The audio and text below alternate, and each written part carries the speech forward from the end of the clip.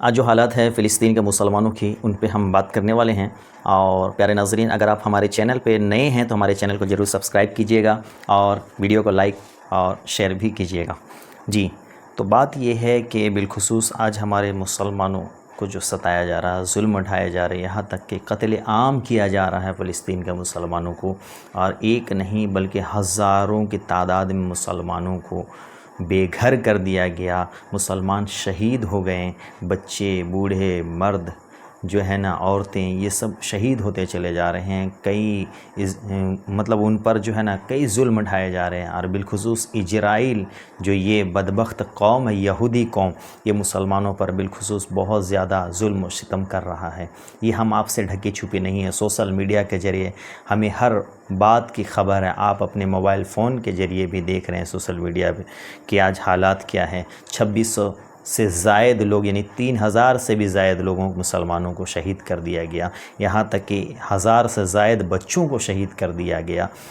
اور ایک ہاسپٹل میں مریضوں کا علاج چل رہا تھا، اس ہاسپٹل کو بھی بم کے دھماکے سے اڑا دیا گیا۔ ٹیررزم جو اسرائیل پھیلا رہا ہے اور مسلمانوں پر کتنی خطرناک ظلم اٹھا رہا ہے، لیکن اے افسوس کہ آج ہماری قوم سوئی ہوئی ہے نا، آج ہماری قوم بیدار نہیں ہو رہی ہے۔ آپ غور تو کریں پیارے بھائیوں کہ اس طرح فلسطین کے تڑپتے ہوئے بچوں کو میں نے دیکھا ویڈیوز کے ذریعے کہ کھانے کے لیے ان کے پاس دانے نہیں ہیں، کھانے کے لیے سامان نہیں ہے، کھانے کے لیے دانہ نہیں ہے، روٹی نہیں ہے، چاول نہیں ہے۔ وہ بچے کو میں دیکھ کے بلکتا رونے کو چاہ رہا تھا کہ وہ بچے گھاس پھوس کھا رہے تھے۔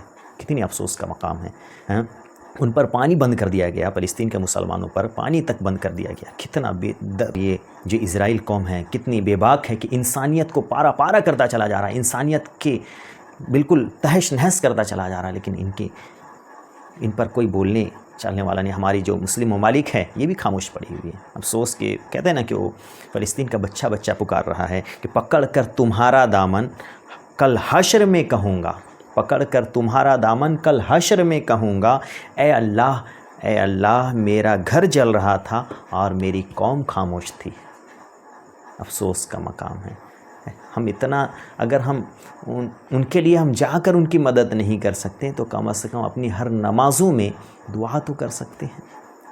اگر ہم نماز نہیں پڑھتے تو کم سے کم یہ حالات کو دیکھ کے نمازی تو بن جائیں، مسجدوں کی طرف تو رخ کریں اور اللہ کی بارگاہ میں گڑ گڑائیں، سجدہ ریز ہو کہ ہم آپ سب میں بھی اپنے لیے سب کوئی دعا کریں کہ اللہ فلسطین کے مسلمانوں کی مدد فرما، فلسطین کے مسلمانوں پر کرم فرما، ان کی حفاظت فرما۔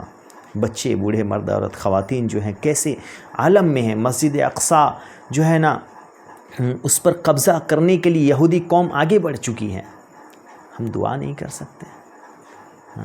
کب پیارے بھائیوں، کب اٹھیں گے، کب جاگیں گے؟ جاگنا ہے جاگ لے آفلاق کے سائے تلے، ورنہ حشر تک سونا پڑے گا خاک کے سائے تلے۔ مسلمانی قوم ایسی قوم ہے، جی ہاں، کہ کتابوں میں آتا ہے کہ جس طرح سے جسم کے کسی ایک حصے میں درد ہو، کسی ایک حصے کو تکلیف ہوتا ہے، جیسے آپ کے سر میں درد ہے، اگر آپ کے سر میں درد ہو رہا ہے تو پورے جسم اس کو محسوس کرتا ہے۔ اسی طرح سے ایک مسلمان پر اگر کسی طرح کا ظلم ڈھایا جاتا ہے، مسلمانوں کا قتل کیا جاتا ہے، تو اس طرح سے ایک مسلمان کا اگر ہوا تو پورے مسلمان قوم کو یہ درد ہونا چاہیے۔